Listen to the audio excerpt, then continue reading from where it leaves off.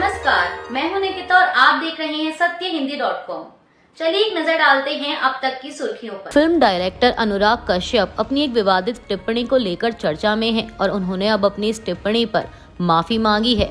उन्होंने अपने x account पर लिखा कि मैं गुस्से में किसी को एक जवाब देने में अपनी मर्यादा भूल गया और पूरे ब्राह्मण समाज को बुरा बोल डाला। वो समाज जिसके तमाम लोग मेरी जिंदगी में रहे हैं, आज भी हैं और बहुत कंट्रीब्यूट करते हैं। आज वो सब मुझसे आहत हैं, मेरा परिवार मुझसे आहत है। बहुत सारे बुद्धिजीवी जिनको मैं इज्जत करता हूँ मेरे उस गुस्से में, मेरे बोलने के तरीके से आहत हैं। मैं तहे दिल से माफ़ी मांगता हूँ इस समाज से जिनको मैं ये नहीं कहना चाह रहा था, लेकिन आवेश में किसी की घटिया टिप्पणी का जवाब देते हुए लिख दिया। उन्होंने अपने इस पोस्ट में अपने सारे सहयोगी, दोस्तों, परिवार से माफ़ी मांगी और कहा कि वो अपने गुस्से पर काम करेंगे और अपनी बात रखने के लिए सही शब्दों का इस्तेमाल करेंगे। दरअसल आपको बता दें कि अनुराग कश्यप ने फुले फिल्म की रिलीज को लेकर टिप्पणी की थी। उन्होंने कहा था कि अब ब्राह्मण को समस्या है फुले से। भैया, जब कास्ट सिस्टम नहीं है तो काहे का ब्राह्मण? जब कास्ट सिस्टम था नहीं तो ज्योतिबा फुले और सावित्रीबाई क्यों थी? अपनी इस टिप्पणी को लेकर अनुराग कश्यप निशाने पर आ गए और उन्हें काफी आलोचना का सामना करना पड़ा, जिसके बाद अब उन्होंने माफी मांगी है।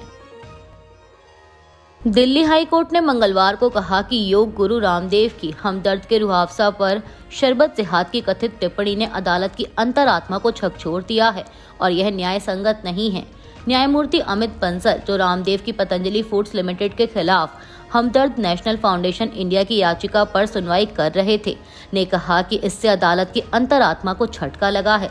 यह न्याय संगत नहीं है। अदालत ने कहा कि आप यानी रामदेव के वकील अपने मुवक्किल से निर्देश लें, अन्यथा सख्त आदेश दिया जाएगा।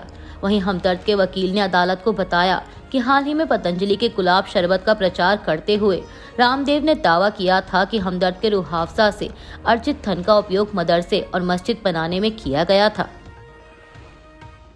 सुप्रीम कोर्ट ने मंगलवार को भाजपा सांसद निशिकांत दुबे द्वारा हाल ही में सुप्रीम कोर्ट और सीजेआई संजीव खन्ना की आलोचना करने वाली याचिका पर अगले हफ्ते सुनवाई करने पर सहमति जताई है।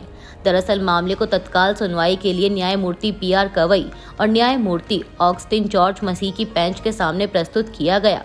वकील ने बेंच को बताया कि दुबे ने कहा है कि सीजेआई देश में गृह युद्ध के लिए जिम्मेदार हैं और उनकी टिप्पणी का वीडियो वायरल होने के बाद सुप्रीम कोर्ट के लिए सोशल मीडिया पर अपमानजनक वाक्यांशों का इस्तेमाल किया जा रहा है। प्यू रिसर्च सेंटर की तरफ से किए गए ग्लोबल सर्वे में एक बार फिर यह स्पष्ट हो गया है कि धर्मांतरण एक ग्लोबल मुद्दा बन चुका है। यह विशेष रूप से ईसाई और बौद्ध धर्मों में सबसे अधिक देखा जा रहा है। प्यू रिसर्च ने 36 देशों के 80,000 से अधिक लोगों पर एक स्टडी की और उन्होंने पाया कि कई विकसित देशों में लोग तेजी से अपने जन्मजात धर्म को छोड़कर नास्तिकता या अन्य धर्मों को अपना रहे हैं। प्यू रिसर्च सर्वे के अनुसार भारत और बांग्लादेश जैसे देशों में हिंदू और मुसलमानों में धर्म परिवर्तन की दर बेहद कम है। भारत में लगभग 99% हिंदू अपने जन्मजात धर्म पर स्थिर हैं, जबकि अमेरिका, श्रीलंका जैसे देशों में कुछ अपवाद देखने को मिले हैं। वहीं बांग्लादेश में हुए सर्वे के अनुसार यहाँ भी धार्मिक स्थिरता सबसे अधिक है। यहाँ 99% मुसलमान अपने जन्मजात धर्म पर बने हुए हैं। सर्वे में यह भी सामने आया कि ईसाई समुदाय में सबसे अधिक धर्म परिवर्तन हो रहा है, खासकर पश्चिमी देशों में। स्पेन में 36% ईसाई युवा अवस्था में अपना धर्म छोड़ चुके हैं। अमेरिका में ये आंकड़ा 22% है। ब्रिटेन और फ्रांस में 28%, कनाडा में 29% और जर्मनी, नीदरलैंड, स्वीडन में लगभग 30% लोग धर्म परिवर्तन कर चुके हैं। इनमें से अधिकांश अब खुद को नास्तिक या धार्मिक रूप से अनिर्धारित मानते हैं। इसके विपरीत इन देशों में नए लोगों का ईसाई धर्म में शामिल होना बेहद कम है। भाजपा सांसद बांसुरी स्वराज एक देश एक चुनाव पर जेपीसी की बैठक में भाग लेने के लिए संसद भवन पहुंची। इस दौरान उनके हाथ में एक बैग था जिस पर लिखा था नेशनल हेराल्ड की लूट। अपने इस बैग को लेकर भाजपा सांसद ने कहा कि यह पहली बार हुआ है कि लोकतंत्र के चौथे स्तंभ यानी मीडिया को लेकर भी भ्रष्टाचार हुआ। हाल ही में ईडी ने जो आरोप पत्र दायर किया है वह बहुत ही गंभीर उदाहरण जाहिर करता है, जहां पर कांग्रेस की एक पुरानी विचारधारा उभरकर सामने आती है। यह बहुत गंभीर मामला है। 2000 करोड़ रुपए की संपत्ति का मात्र 50 लाख रुपए में यंग इंडिया लिमिटेड कंपनी ने हड़प लिया। यह यंग इंडिया लिमिटेड कंपनी का स्वामित्व 76% गांधी परिवार के पास है और इसीलिए आज के दिन कांग्रेस पार्टी की और कांग्रेस के शीर्ष नेतृत्व की जवाबदेही बनती है। बता दें कि नेशनल हेराल्ड मामले में कांग्रेस नेता सोनिया गांधी और राहुल गांधी के खिलाफ ईडी ने आरोप पत्र जारी किया है, जिसमें उन्हें आरोपी बनाया गया है। प्रधानमंत्री नरेंद्र मोदी सऊदी अरब के 2 दिवसीय दौरे के लिए रवाना हो चुके हैं। अपने सऊदी अरब के दौरे को लेकर प्रधानमंत्री मोदी ने एक्स पर एक पोस्ट किया, जिसमें उन्होंने लिखा कि मैं सऊदी अरब के जेद्दा के लिए रवाना हो रहा हूं, जहां मैं अलग अलग बैठकों और कार्यक्रमों में भाग लूंगा। भारत और सऊदी अरब के बीच लंबे समय से अच्छे संबंध हैं और पिछले 10 सालों में ये रिश्ते और भी मजबूत हुए हैं। मैं रणनीतिक साझेदारी परिषद की दूसरी बैठक में शामिल होने को लेकर उत्साहित हूँ।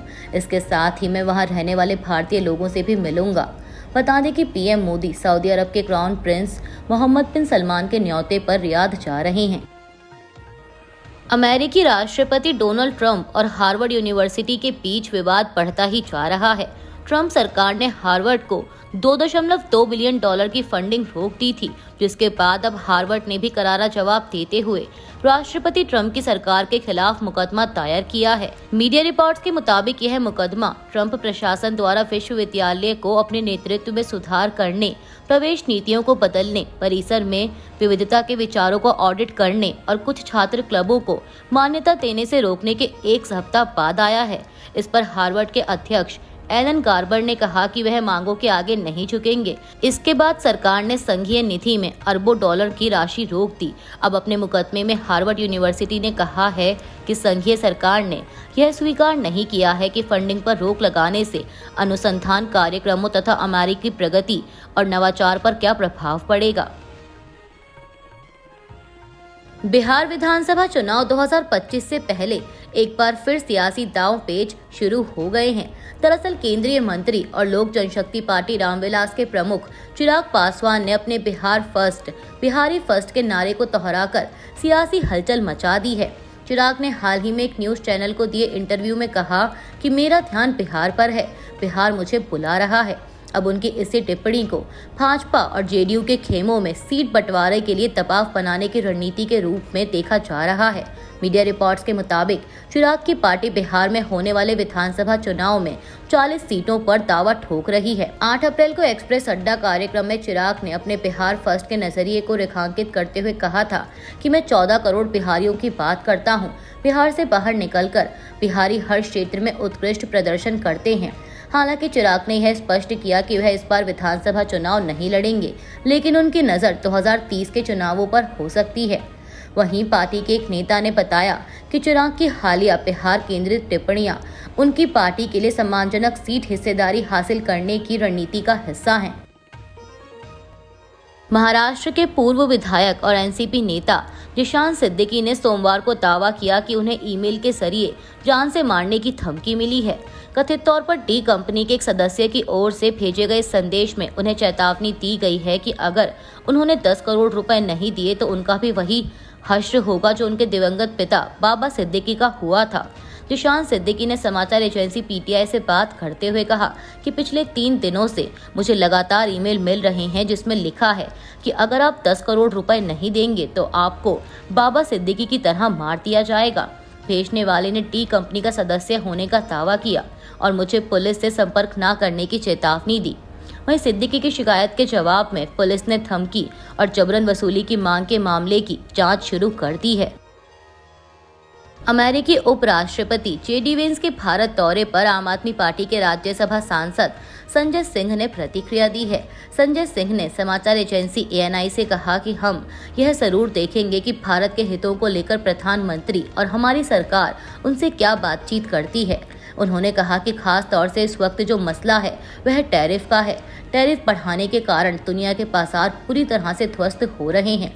हिंदुस्तान की जनता को भी उसका खामियाजा भुगतना पड़ा।